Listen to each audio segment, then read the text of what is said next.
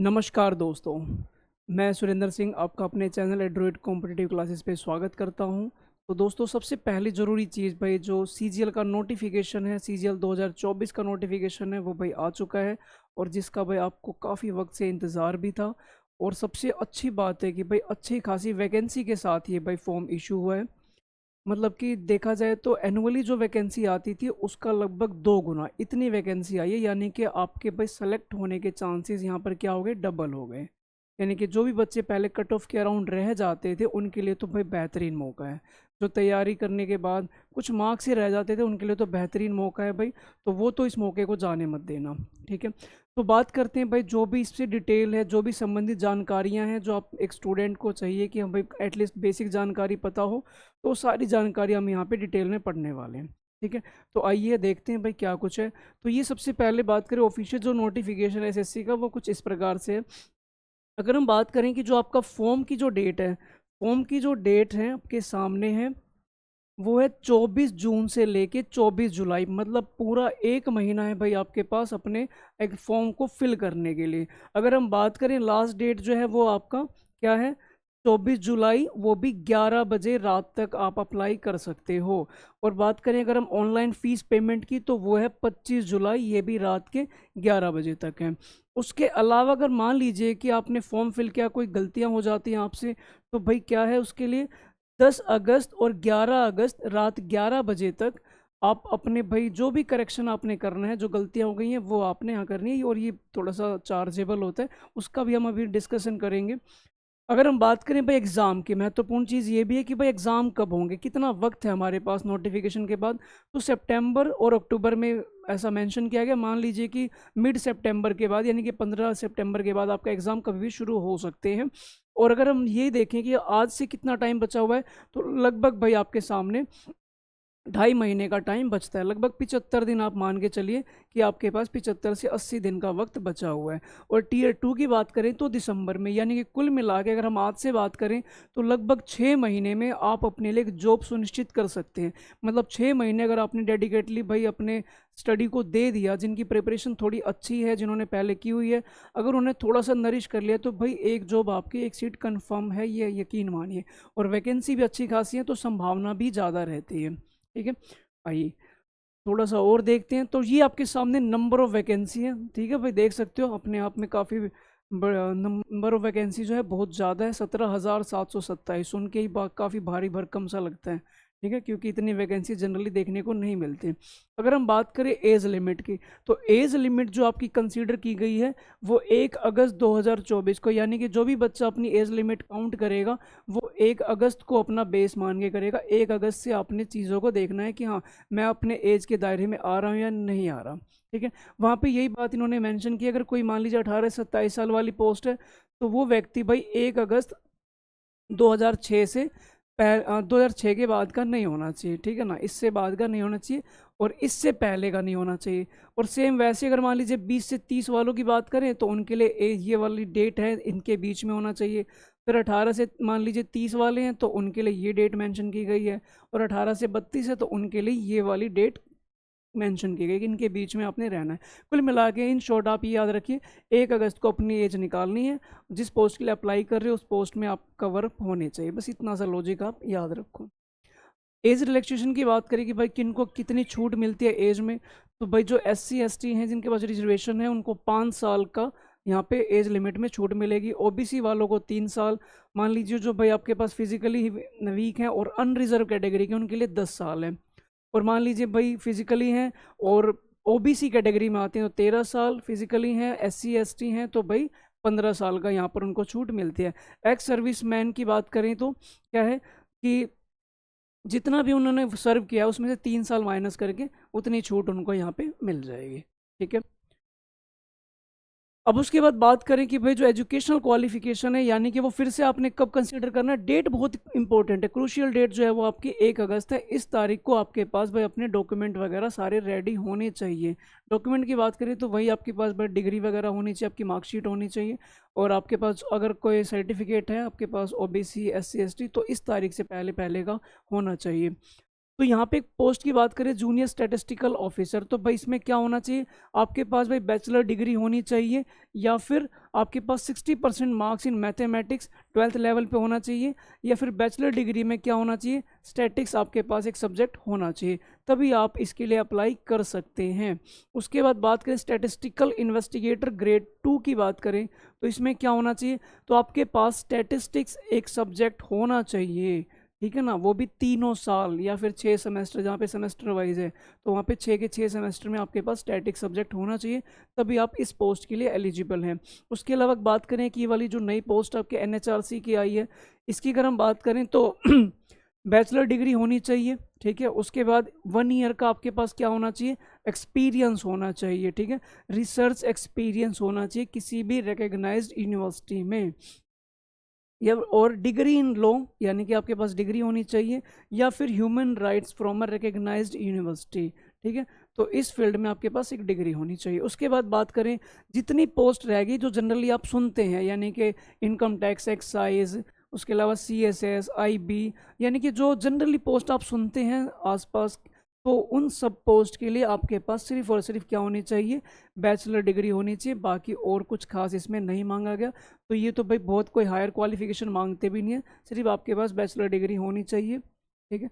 बात करें अप्लाई करते टाइम आपने किन चीज़ों का ख्याल रखना है, तो सबसे पहले जो भी बच्चा न्यू आएगा उसको क्या करना है, वंस ने अपना रजिस्ट्रेशन करना है, सबसे पहले 1 टाइम रजिस्ट्रेशन, आप डायरेक्टली फॉर्म नहीं फिल कर सकते, आपने अपना क्या करना होगा, रजिस्ट्रेशन करना होगा, वो भी इस वेबसाइट पे जाके अपना रजिस्ट्रेशन आपने करना है। और रजिस्ट्रेशन करने टाइम क्या करना है, कुछ चीज़ें भाई आपके पास होनी चाहिए जब आप अपना रजिस्ट्रेशन करेंगे, फ़ोन नंबर आपके पास होना चाहिए, उसके अलावा आपके पास ईमेल आईडी होनी चाहिए, और आधार कार्ड, और अगर आधार कार्ड नहीं है तो इनमें से आप देख लीजिए कोई भी एक डॉक्यूमेंट आपके पास होना चाहिए। और इस पे जाने के बाद सबसे पहले जब आपका 1 टाइम रजिस्ट्रेशन पूरा होगा तब स्टेप नंबर 2 में आपका फॉर्म फिल किया जाएगा। तो पहले रजिस्ट्रेशन, यानी कि एक तरीके से आपने अपने आप को एनरोल कराया, देन आपने इस पोस्ट के लिए फॉर्म फिल किया, ठीक है। दोनों में ये माइनर सा अंतर है, समझ गए होंगे। जब आप अप्लाई करेंगे तो ये फोटोग्राफ देख लो भाई, अच्छे से पहचान लो, फोटोग्राफ भाई ऐसी होनी चाहिए, उसके अलावा ये जितनी भी फोटोग्राफ दिख रहे हैं SSC इनको रिजेक्ट कर देगा। तो इसलिए आपने भाई ज़्यादा इसमें भाई कुछ ऐसा नहीं कि पोज देने हैं या फिर कुछ ज़्यादा एक्टर बनना है आपने नॉर्मली अपनी एक फ़ोटो लेनी है इस प्रकार से, ठीक है, देख सकते हो, कोई कैप, कोई स्पेक्स वगैरह आपने यूज़ नहीं करना, ब्लर तो बिल्कुल भी नहीं होना चाहिए। यहाँ पे बात करें फोटोग्राफ और साइन के, तो भाई फोटोग्राफ जब आप लेंगे तो कुछ इन बातों का ख्याल रखना है। इन बातों में क्या लिखा गया है कि भाई आपका बैकग्राउंड ठीक होना चाहिए, मतलब प्लेन बैकग्राउंड होना चाहिए। उसके बाद भाई लाइट प्रॉपर होनी चाहिए, ठीक है। आपका जो कैमरा है वो बिल्कुल आंखों के लेवल पे होना चाहिए ताकि भाई प्रॉपर आपका चेहरा उसमें दिखाई दे, ठीक है। उसके बाद जो कैंडिडेट है उसको भाई कोई टोपी, कोई मास्क, कोई भाई स्पेक्स वगैरह कुछ नहीं पहनने, कोई ग्लासेस वगैरह यूज़ नहीं करना, ठीक है। उसके बाद यहाँ पे क्या आता है भाई, फोटोग्राफ और सिग्नेचर की बात आती है।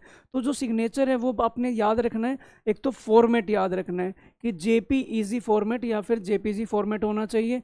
साइज़ की बात करें तो 10 से लेके 20 KB तक ही होना चाहिए। और डायमेंशंस क्या रखनी है आपने, तो 4 सेंटीमीटर भाई आपने उसकी चौड़ाई रखनी है, और 2 सेंटीमीटर क्या रखना, उसकी हाइट रखनी है, ठीक है।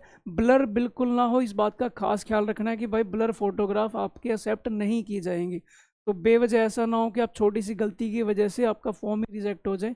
तो इन चीज़ों को फिल करते टाइम भाई बेहद तरीके से फिल करना है, ठीक है, सावधानी पूर्वक। लास्ट डेट की अगर हम बात करें तो 24 जुलाई भाई आपकी लास्ट डेट है, और 23:00 का मतलब रात के 11 बजे तक आप अपना फॉर्म फिल कर सकते हैं। हालांकि लास्ट डेट का इंतज़ार बिल्कुल ना करें, उससे पहले ही भाई अपना फॉर्म फिल करके और भाई रिलैक्स हो जाए, ठीक है। लास्ट में भाई जल्दबाजी में कहीं ऐसा ना हो गलतियां हो जाए या फिर फॉर्म ही छूट जाए, क्योंकि सर्वर का भाई हमें कुछ नहीं पता कब क्या दिक्कतें आ जाएं। एप्लीकेशन फ़ीस की बात करें तो 100 रुपये फ़ीस है। अब ये किन के लिए है, तो जो जनरल कैटेगरी में आते हैं या फिर EWS कैटेगरी में आते हैं और OBC।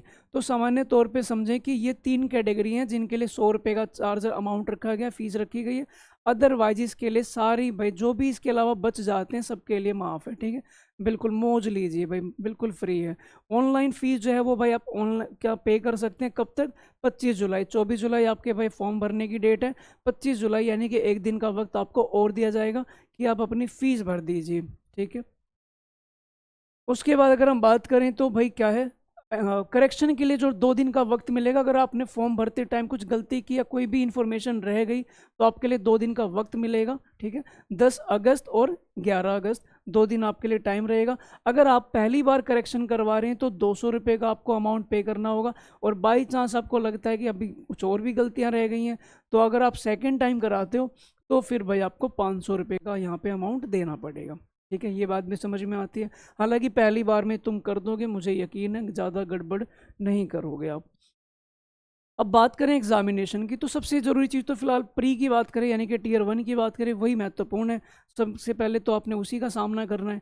तो टीयर 1 में आपके सामने 4 सब्जेक्ट होते हैं, हमेशा की तरह कोई बदलाव नहीं किया गया, 4 सब्जेक्ट हैं। और भाई अगर हम बात करें कितने कितने क्वेश्चन आएंगे हर सेक्शन में, तो 25-25 क्वेश्चन आपसे पूछे जाएंगे। और अगर हम बात करें कि भाई कितने नंबर का होगा, तो हर सेक्शन 50 नंबर का, कुल मिला के आप कह सकते हो 100 आपके पास क्वेश्चन होंगे। और मार्क्स की बात करें तो 200 आपके मार्क्स का एग्ज़ाम होगा, ठीक है।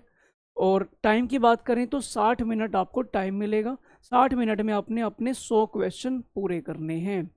और सबसे महत्वपूर्ण चीज़ नेगेटिव मार्किंग भी है 0.50। अगर आप सही करेंगे तो 2 नंबर मिलेंगे, अगर आपने गलत कर लिया तो 0.50 मार्क्स डिडक्ट भी कर लेंगे। इसलिए सावधानी पूर्वक, ज़्यादा आपने भाई गैस नहीं करना, तुक्के नहीं मारने। ये भाई टीयर 2 की बात करें तो टीयर 2 का भाई ये आपका एग्ज़ाम पैटर्न है।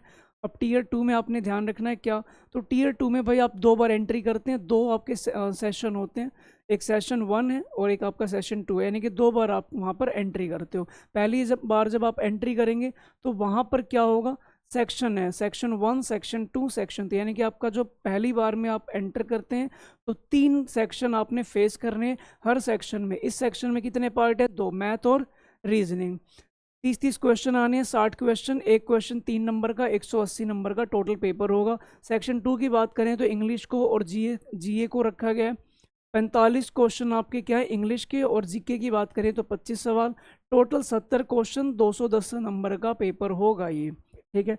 अच्छा, इसके अलावा अगर हम बात करें तो अगर आप नोटिस करते हैं तो इंग्लिश की वेटेज पहले के कंपैरिजन में बढ़ा दी गई हैं, ठीक है। मतलब अभी तक तो जो 2 पेपर हुए हैं सेम पैटर्न पे हुए थे, इससे पहले कभी इंग्लिश की वेटेज बराबर रहती थी मैथ के बराबर, पर इस बार उन्होंने इंग्लिश को थोड़ा सा ज़्यादा अहमियत दी है, मैथ की थोड़ी कम की गई है। और जीएस को भाई इन्होंने क्या कर दिया, तवज्जो दी है, यानी कि इसकी भी अहमियत अब बढ़ा दी गई है, क्योंकि ये आपका प्री में भी है और मेंस में भी है।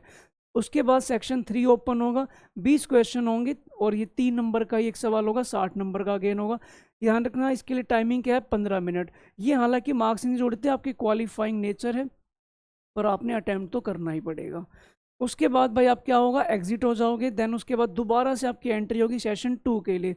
सेशन 2 के लिए आप जाओगे तो क्या होगा, सेशन 2 में आपके लिए डाटा एंट्री टेस्ट लिया जाएगा, ठीक है।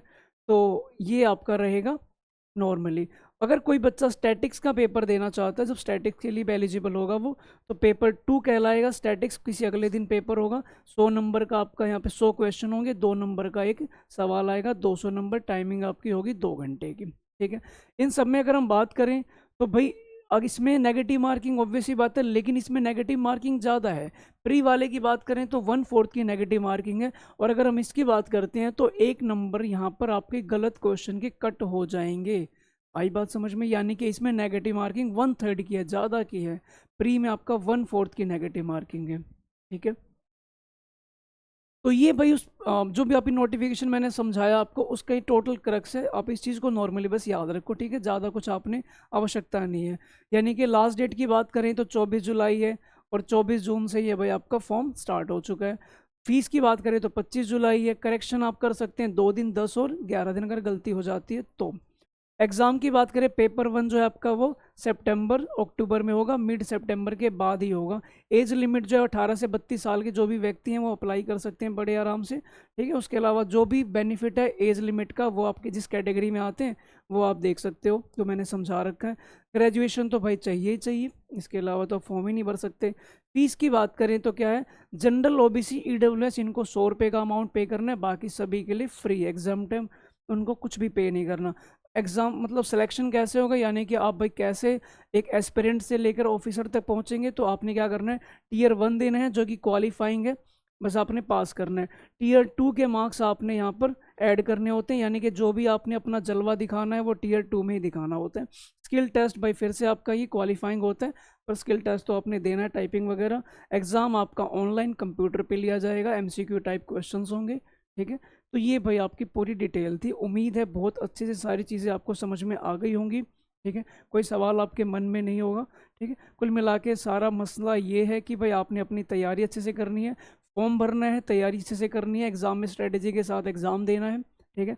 प्री क्वालिफाई करो, देन मेंस में जाओ। मेंस में भाई आपने अपनी बिल्कुल सटीकता के साथ अपना आंसर, अपने क्वेश्चन अटैम्प्ट करने हैं, क्योंकि वही आपका सिलेक्शन डिसाइड करता है, ठीक है। तो भाई ये कुछ सामान्य जानकारी थी जो आपको पता होनी चाहिए। उम्मीद है भाई कोई आपके मन में डाउट नहीं बचा होगा। तो और इसके अलावा भाई जो हमारे चैनल पे है एड्रॉइड कॉम्पिटिटिव क्लासेस पे, इस पे भाई जल्दी मैथ्स की और रीजनिंग की क्लासेस शुरू कर दी जाएंगी, जो आपके लिए सीजीएल के लिए रहेंगी। उसकी तारीख भाई मैं जल्दी अनाउंस कर दूंगा, ठीक है। तो फिलहाल के लिए भाई नोटिफिकेशन में ये जानकारी थी। हम मिलते हैं जल्दी अपनी क्लासेस के साथ। तब तक भाई अपनी तैयारी को आप शुरू कीजिए, ठीक है। अपनी स्ट्रेटेजी को तैयार कर लीजिए, जो जो चीज़ें हैं, जो जो वीक सेक्शन है उन पे काम करना शुरू कर दीजिए। हमारी शुभकामनाएं हमेशा आपके साथ हैं, और जो भी हमारे से प्रयास हो बन पाएगा, हम आपके लिए ज़रूर प्रयासरत रहेंगे, आपके लिए ज़रूर कुछ ना कुछ मेहनत करेंगे। तो भाई मिलते हैं जल्द। Thank you very much, take care, bye bye. ठीक है भाई, चलें, मिलते हैं जल्दी।